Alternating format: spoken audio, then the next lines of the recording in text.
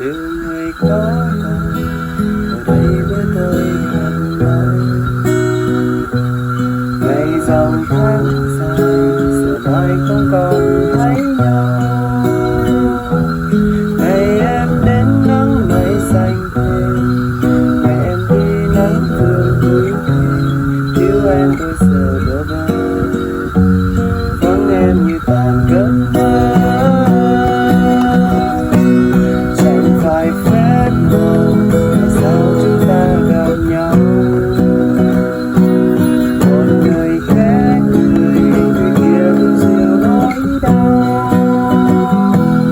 Gọi tôi thức giấc cơn mơ về, xin tôi đi lúc quên lối về.